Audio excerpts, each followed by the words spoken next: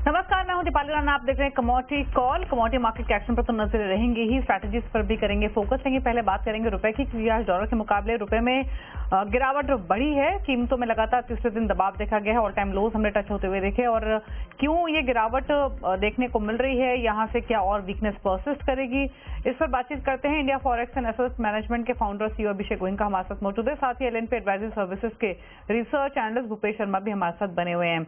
अभिषेक नमस्कार, स्वागत है आपका। पहले तो रुपये पर एक आउटलुक लेना चाहेंगे। इनफैक्ट यूएस में जब इलेक्शंस हुए, इलेक्शंस का आउटकम निकल कर आया, तब से ही एंटिसिपेशन तो थी, ऐसी आशंका जताई जा रही थी कि रुपया यहाँ से कमजोर हो सकता है, कंसीडरिंग क्योंकि डॉलर मजबूत हुआ ट्रंप विन के बाद। और उसके अलावा जो होप्स भी ट्रिम हुई हैं कि यूएस फेड की तरफ से अग्रेसिव कट नहीं होंगे, इससे भी डॉलर को सपोर्ट मिला है, अगेन जिसने रुपये को कमजोर किया है। एग्जिस्टिंग फंडामेंटल्स आप कैसे देखते हैं, और इम्पोर्टेंट चीज ये कि यहाँ से और कमजोर होने की कितनी प्रोबेबिलिटी दिख रही है? Good afternoon. देखिए, ब्रॉडली ट्रम्प के इलेक्शन जीतने के बाद में यूएस डॉलर में स्ट्रेंथ आई है,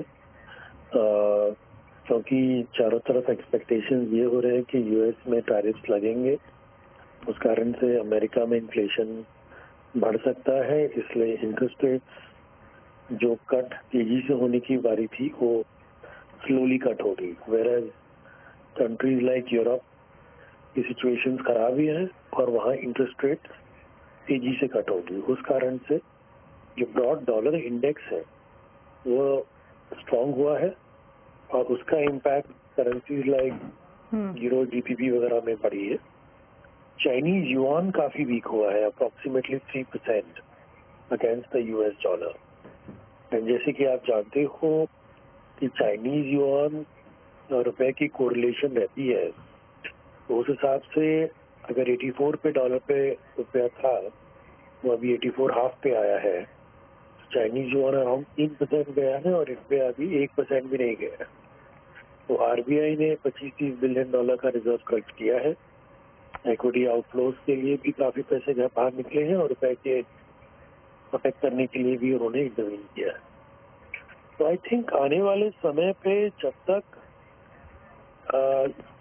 डोनाल्ड ट्रंप के पॉलिसीज क्लियर नहीं होते हैं, तब तक डॉलर में थोड़ी स्ट्रेंथ रहेगी, क्योंकि एक्सपेक्टेशन ये है कि काफी नेगेटिविटी प्राइस है कि वो ये टैरिफ लगाएंगे, वो टैरिफ लगाएंगे, डॉलर में स्ट्रेंथ आएगी। अगर तो वो ज्यादा अग्रेसिवली टैरिफ नहीं लगाते हैं तो ये रिवर्सल हो जाएगा, and then we will see again dollar weakness happening, because market ये चीज को प्राइसिंग करके चल रहा है। तो मेरे हिसाब से जो रुपए की वीकनेस है वो थोड़ी थोड़ी चलेगी, बहुत ज्यादा तो आरबीआई जाने देगा नहीं, बिकॉज आरबीआई की पॉलिसी बहुत क्लियर है, स्लो एंड कैलिब्रेटेड डेप्रिसिएशन। मेरे ख्याल से अगर चाइनीज युआन यहाँ से 1% और गया तो रुपया यहाँ से 15-20 पैसे और ऊपर जाएगा। तो ब्रॉडली आई थिंक तो फिर नियर टर्म में रेंज क्या रह सकती है सर?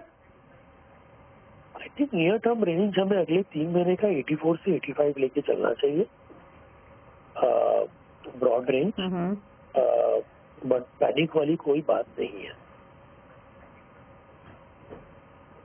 ओके ओके, चलिए शुक्रिया अभिषेक क्विकली अपने व्यूज देने के लिए। तो 84 से 85 ब्रॉड रेंज रह सकती है। इनफैक्ट जैसे ही हमने रुपये में लोअर लेवल्स आते हुए देखे, आरबीआई की तरफ से भी इंटरवेंशन हुआ जिसने प्राइसेस को सपोर्ट किया। और जैसे राइटली पुट किया अभिषेक ने भी कि आगे ट्रम्प की पॉलिसीज क्या रहेंगी, जब तक उसको लेकर क्लैरिटी नहीं आएगी तब तक थोड़ी सी वीकनेस रह सकती है। इनफैक्ट रुपये में नहीं और दूसरी करेंसीज में भी हमने देखी अगेंस्ट डॉलर, क्योंकि डॉलर मजबूत हुआ है।